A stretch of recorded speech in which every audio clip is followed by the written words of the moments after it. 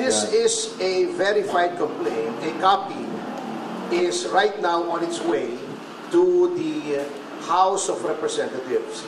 This is an ethics complaint against Congressman Danilo Ramon S. Fernandez, more popularly known as Dan Fernandez or Attorney Google.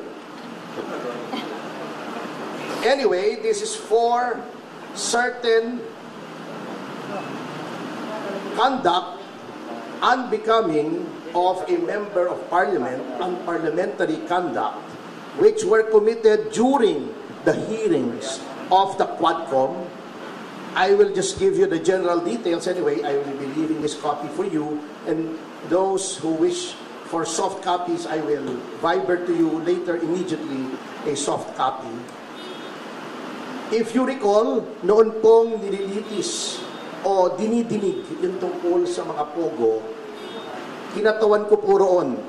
Nirepresent ko si Miss Catherine Cassandra Leong.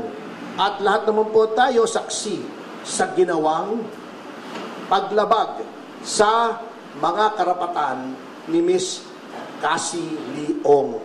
Specifically, not only the deprivation of the right to counsel, but physically, this was unprecedented in legislative history in this country. Nahaharangin mo yung abogado at hindi mo palalapitin sa kanyang kliyente during a legislative hearing. Sapagkat ang karapatan na magkaroon ng abogado upang makipagsangguni ang isang testigo sa legislative hearing ay ginagarantiya ng walang iba kundi ng ating saligang batas. Number 2, pagwawarning sa abogado na huwag bigyan ng payo ang kanyang kliyente.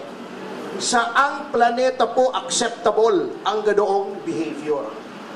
Nasasabihin mo, Attorney Topacio, do not approach your clients, otherwise you will be cited in contempt. How is that even possible? Number 3, yung hindi po pagbigay ng right to remain silent and the right against self-incrimination sa isang testigo. At si Congressman Fernandez, bagamat hindi abogado, hindi ko naman sinasabing kapag hindi ka abogado ay hindi mo na alam ang batas. Ngunit, sinasabi na nga po sa kanila, or dapat, a person who is in the legislature should be charged with knowledge of the law. Because, number 1, they are lawmakers. Paano kang gagawa ng batas kung ikaw ay walang alam sa batas? Pwede naman pong basahin ang mga desisyon. Tama naman, to an extent, si Congressman Fernandez, pwede kang mag-google. At mag-google mo yung mga kaso. At kung meron kang hindi naintindihan sa kaso, meron ka namang legal staff siguro. O itanong mo sa kapwa mo, Congressman na abogado, ano bang ibig sabihin ito? At pinoint out na nga po sa kanila na sa napakaraming kaso, the right to remain silent and the right against self-incrimination may be invoked not only in criminal proceedings, but in all proceedings. Civil, administrative, legislative. At pinakita na nga po sa kanila ang batas. Pinoint out na nga po sa kanila yung batas. Bakit ayaw pa nilang sundin? That is also against the oath that they have taken when they took their oath of office to defend and protect the Constitution and the laws of the Republic of the Philippines and pronouncements of the Supreme Court, according to our civil code, are part of the law of the land. So yan po ang isang violation, ano? Number 2, yun pong the right of a witness to be treated with dignity and with respect. Kapag ikaw ay tinatawag, na violate po yan. Binabastos po nila ang mga witnesses, not only my client. But of course, I have no right to complain on behalf of the other witnesses were also represented by counsel. Yun po. Number 3, yung pronouncements, very unparliamentary.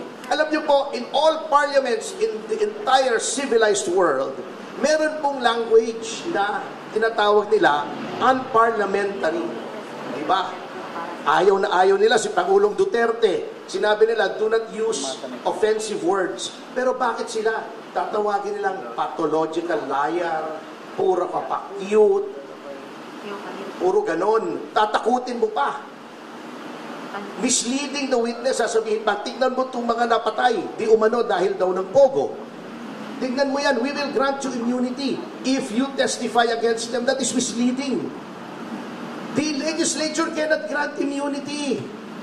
It is only the prosecution in certain cases and the prosecution with the consent of the court in other cases that may grant immunity by way of making a witness, a state witness. It is not for the legislature to grant immunity. They can only grant transactional immunity, which I can explain later on, but they cannot grant complete immunity. So, pagsama-samahin niyo yan, ayaw nilang pakausap sa abogado.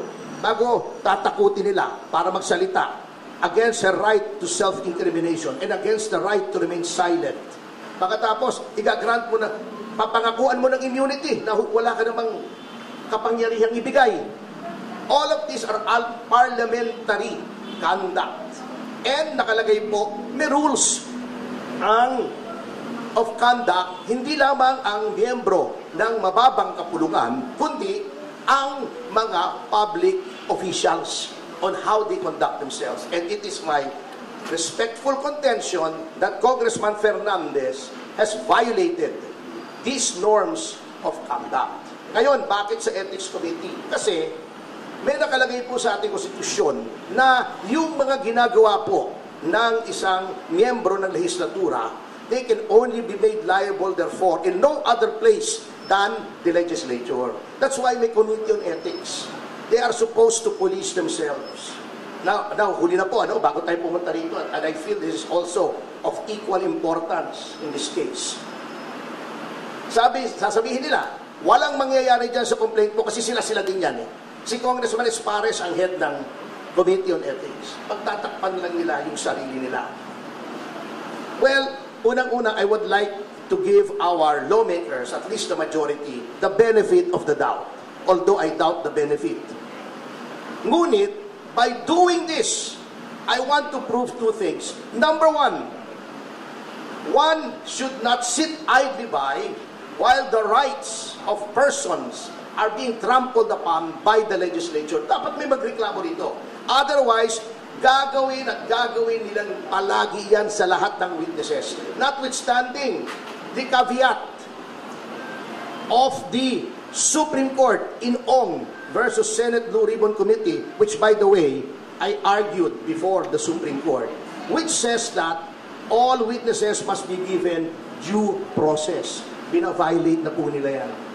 Number 2, by filing this, I want to hold a mirror up to our honorable congressmen. Tignan nga po natin, tignan nyo ang sarili nyo, kung anong ginawa nyo sa mababang kapulungan, which is supposed to be an august body, which is supposed to be populated by honorable men and women, kaya nga honorable ang tawag sa inyo eh. Are you really honorable? Are you really august? Kaya nyo bang ipolis ang inyong ranks?